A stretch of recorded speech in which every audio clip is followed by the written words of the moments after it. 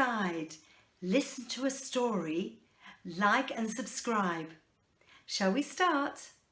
Hello, welcome back to Fun Story Factory. We've got a lovely book today, Alexander's Outing by Pamela Allen. Delightful book. You're going to absolutely love it. And it says, as a little thing to give you an incentive to listen to the rest of this book, stay close, take care, quacked Alexander's mother. But Alexander did not stay close and he did not take care. He straggled behind with his head in the air and disappeared down a deep, dark hole. Can you help Alexander's mother, his brothers and sisters, and all the passers-by solve the problem? Shall we start the book now? Alexander lived with his mother and his 4 brothers and sisters in the most beautiful place in the whole of Sydney. But Alexander's mother was bored. So one warm sunny morning, they all set out in search of adventure. There they are. You see?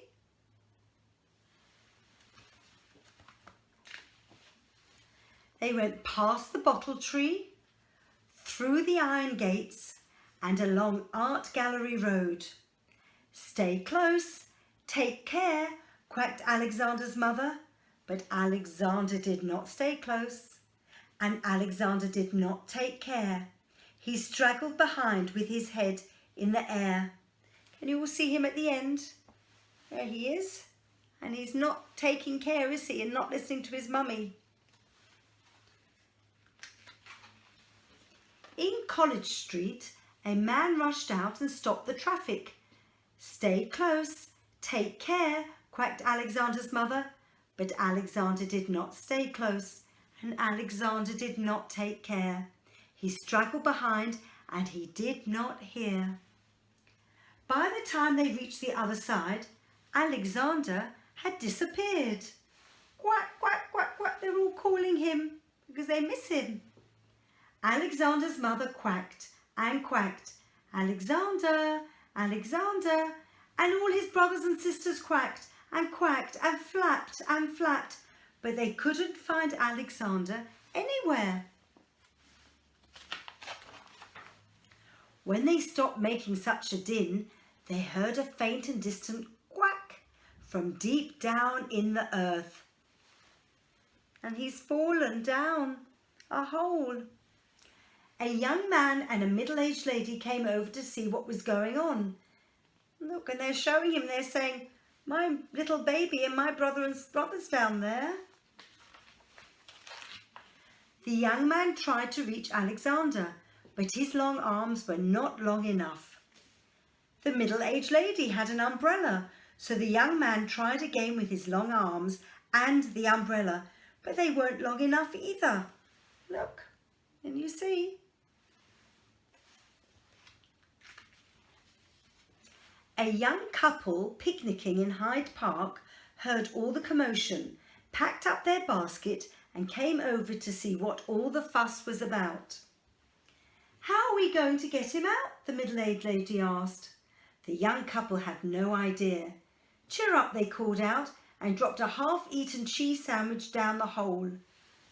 They're going to feed Alexander a cheese sandwich.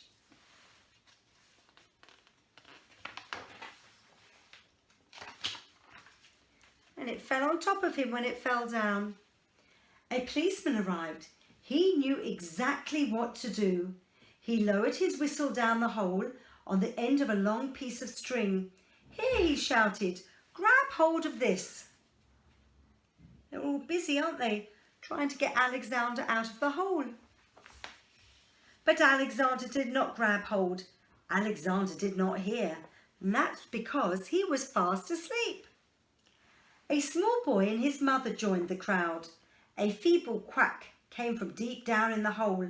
How were they going to get him out? Everyone's wondering.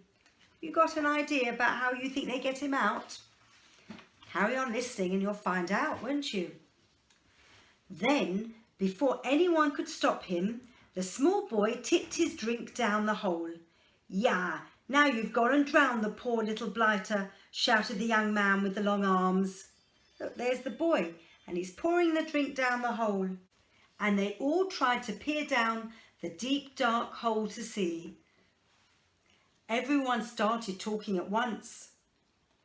They all wanted to rescue Alexander, but how were they going to do it? Should we carry on reading? From their basket, the young picnickers handed out 2 cups, 2 plastic bags, 1 lunchbox and 1 thermos flask. The small boy still held his empty drink can. Then, ducks and all, they pranced in one long snaky line to the Archibald fountain.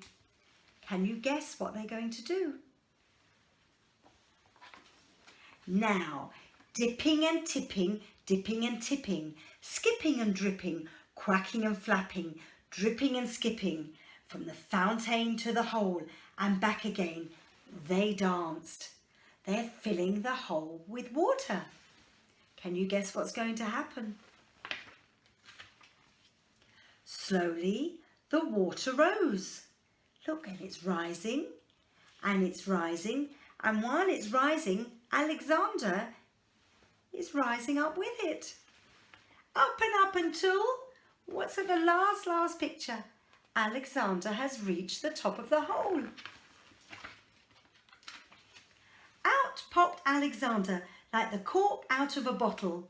His mother flapped and flapped and quacked, and all his brothers and sisters flapped and quacked and quacked. Such joyful quacking, such happy flapping. They've got their little brother back.